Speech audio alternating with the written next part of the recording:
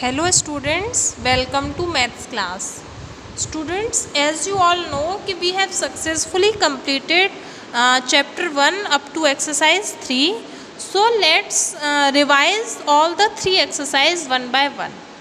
जैसा कि आप सब लोग जानते हो कि अब हम exercise 3 complete कर चुके हैं and I hope you all have completed your homework in notebook also.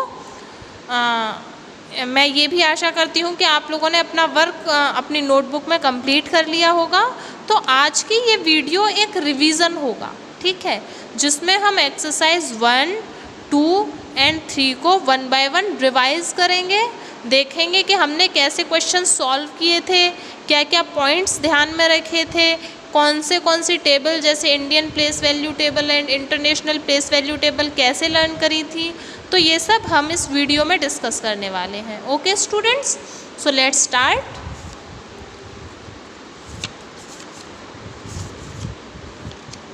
First of all we have seen कि everything around ourselves is containing digits. हमारे आसपास जो कुछ भी है उसमें कहीं ना कहीं डिजिट्स हैं, नंबर्स का यूज़ हुआ है। जैसे किसी की हाइट बतानी हो, किसी को डेट ऑफ बर्थ बतानी हो या किसी भी चीज़ की लेंथ बतानी हो, तो हम आसपास से घिरे हुए हैं नंबर्स से। वही हमारे चैप्टर का नाम है नंबर्स एंड न्यूमरेशन। स्टूडेंट्स, ये एक एक्टिविटी थी जिसमें आपको 4 ऐसी नंबर्स लिखने थे जिन्हें आप अपनी डेली लाइफ में यूज़ करते हो, चाहे वो आपका बर्थडे डेट हो, चाहे वो आपकी हाइट हो, है ना। अब आ जाते हैं एक्सरसाइज 1 पे। स्टूडेंट्स, क्वेश्चन नंबर 1 में हमने क्या सीखा था कि ये कुछ फिगर्स दिए हुए हैं और हमें इनकी स्पेलिंग लिखनी थी। मतलब we have to convert these figures into words. तो हमने बहुत ही आराम से और इजी वे में ये सीख लिया था। जैसे 3849 इस तरीके से पूरी स्पेलिंग लिखनी थी। 5308, ठीक है। Come to next page. Students, जैसे क्वेश्चन नंबर 1 में वर्ड्स दिए हुए हैं, ठीक उसी प्रकार से इन वर्ड्स को हमने नंबर्स में कन्वर्ट किया था। इन नंबर्स को एक्सपेंड किया था। एक्सपेंड का मतलब मैंने आप लोगों को बताया था ना, एक्सपेंड मतलब किसी भी चीज़ को खोलना, विस्तार करना, उसको बड़ा करना।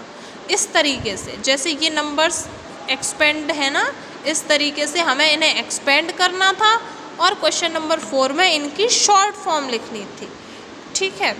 क्वेश्चन नंबर 5 के फिल इन द ब्लैंक्स हमने सॉल्व किए थे, जिसमें हमने प्लेस वैल्यू समझा था और सक्सेसर और प्रेडिसेसर समझा था। सक्सेसर माने एक आगे वाला, काउंटिंग में एक आगे वाला, और प्रेडिसेसर मतलब काउंटिंग में एक पीछे वाला, ठीक है। उसके बाद smallest and greatest digit numbers का कंसेप्ट समझा था, जिसमें हमने समझा था कि अगर हमें ग्रेटेस्ट नंबर बनाना है तो हम डिसेंडिंग ऑर्डर में अरेंज कर देंगे, और स्मॉलेस्ट नंबर बनाना है तो 1 को हम स्टार्टिंग में नहीं लिखेंगे, 1 को बीच में लिखेंगे।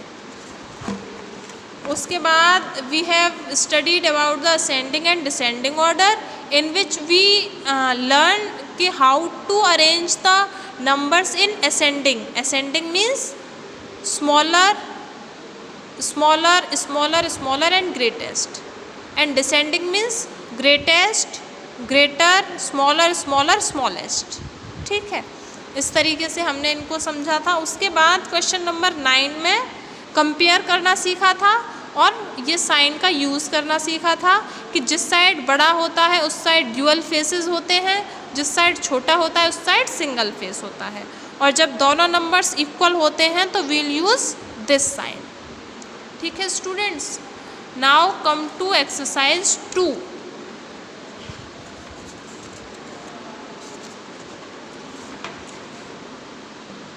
इन question number 1 we learned about the Indian place value chart and how to write them in the with commas at right places.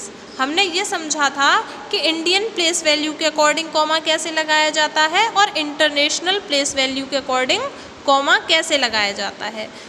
तो ये दोनों क्वेश्चन उस तरीके से हमने किए थे। उसके बाद क्वेश्चन नंबर 3 और 4 सेम है, बस क्वेश्चन नंबर 3 में नंबर नेम, मतलब इनको वर्ड्स में लिखना है इंडियन सिस्टम के अकॉर्डिंग, और क्वेश्चन नंबर 4 को वर्ड्स में लिखना है इंटरनेशनल सिस्टम के अकॉर्डिंग। इंडियन सिस्टम क्या था students? Ones, tens, 100, 1000, 10,000, lakh, 10 lakh. और इंटरनेशनल सिस्टम क्या था?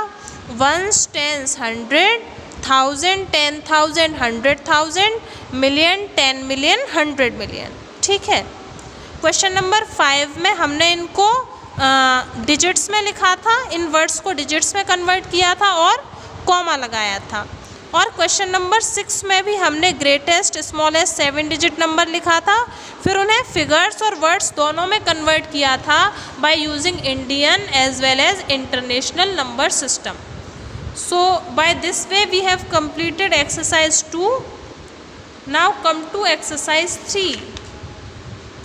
एक्सरसाइज 3 तो हमने लास्ट 2-3 वीडियोज़ में की है, जिसमें क्वेश्चन नंबर 1 में हमने place value and face value लिखा था स्टूडेंट्स।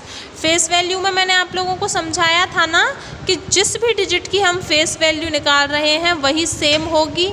फॉर एग्ज़ाम्पल 4 की फेस वैल्यू 4 होती है, 7 की फेस वैल्यू 7 होती है, 3 की प्लेस वैल्यू 3 होती है, लेकिन प्लेस वैल्यू हमेशा डिफरेंट होती है।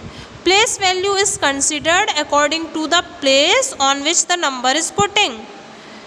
जिस प्लेस पे नंबर लिखा गया है वही उसकी प्लेस वैल्यू होगी। For example 1, 10, 100,000। Question number B में 4000 प्लेस पे है तो 4 की प्लेस वैल्यू हो जाएगी 4000। तो इस तरीके से हमने क्वेश्चन नंबर 1 किया था। क्वेश्चन नंबर 2 एंड 3 के क्वेश्चन हमने सॉल्व किए थे, जिसमें प्लेस वैल्यू और फेस वैल्यू का डिफरेंस और प्लेस वैल्यू का सम निकाला था। क्वेश्चन नंबर 4 को बिल्कुल जैसे एक्सरसाइज 1 में एक्सपेंड किया था, हम बिल्कुल उसी तरीके से इनको एक्सपेंड कर देंगे और क्वेश्चन नंबर 5 को शॉर्ट फॉर्म में कन्वर्ट करना था। लेकिन क्वेश्चन नंबर 5 में मैंने एक मोस्ट इम्पॉर्टेंट जो पॉइंट आपको ये बताया था कि जब भी आप शॉर्ट फॉर्म में कन्वर्ट करेंगे तो आप ये ध्यान देंगे, इस बात को ऑब्जर्व करेंगे कि कहीं कोई प्लेस मिसिंग ना हो। फॉर एग्ज़ाम्पल 50 के बाद 40 वाली डिजिट आनी चाहिए, 40 के बाद 30 वाला नंबर आना चाहिए, 30 के बाद 20 वाला नंबर आना चाहिए, देन 1 देन 0। इस तरीके से नहीं होना चाहिए। जहाँ पे कोई भी नंबर मिसिंग है वहाँ हम 0 पुट कर देंगे।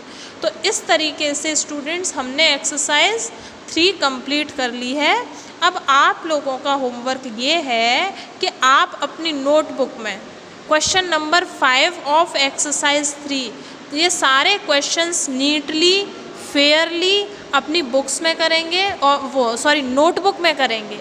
ठीक है, और जो भी क्वेश्चन करेंगे वो आप अपने दिमाग से समझ के करेंगे। Okay students.